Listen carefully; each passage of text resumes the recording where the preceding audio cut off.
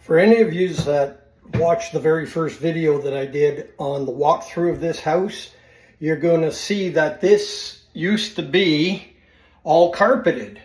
I pulled all the carpet off, but it left these type of lines right here on the wall, the ceilings, everywhere.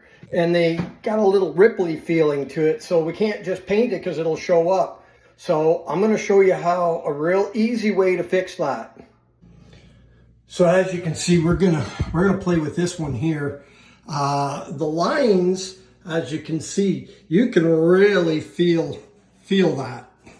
And so what we want to do is we want to put the putty on, but we also want to pull it back off because we don't need a lot of it on there. So you see this big patch right here. What I want to do, it don't matter if you come across this way or you come across the other way, but we want to fill this in, but we don't want to leave a lot of that on there. And to pull it off, you want to very, very gently go with the lines. Don't go across the lines. Go with the lines. And as you can see, I've pulled almost all of it off, but it's flush. See? Let's get this one here.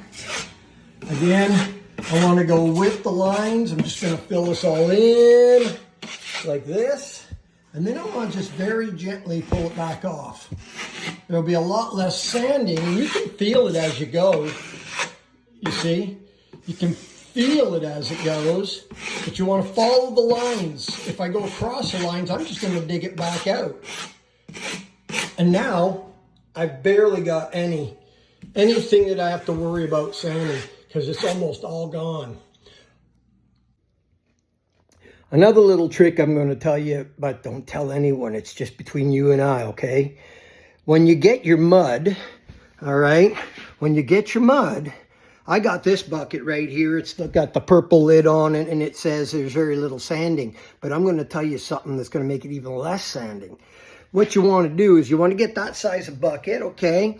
And what you're going to do is you're going to put about a quarter, maybe a half a cup of dish soap. And I don't care what kind of dish soap it is, as long as it's a dish soap. And then you're going to put it in the bucket, and you're going to get your spinner, call it whatever the heck you want. Well, you're going to spin that thing and just keep mixing it and mixing it and mixing it until it becomes like Dream Whip. Look at this. Look at this. It's just like Dream Whip in there. It's soft and it's smooth. It's great. We can get it on nice and thin. We can sand that. It's going to be very little sanding. Some people will try to use a wet sponge and wet sand it. That's great, but because it's so thin and it's such a light coating, you're going to just pull it right off. So you're better off with a sanding block for that one. All right, I got to get back to work. You just keep looking for the next video.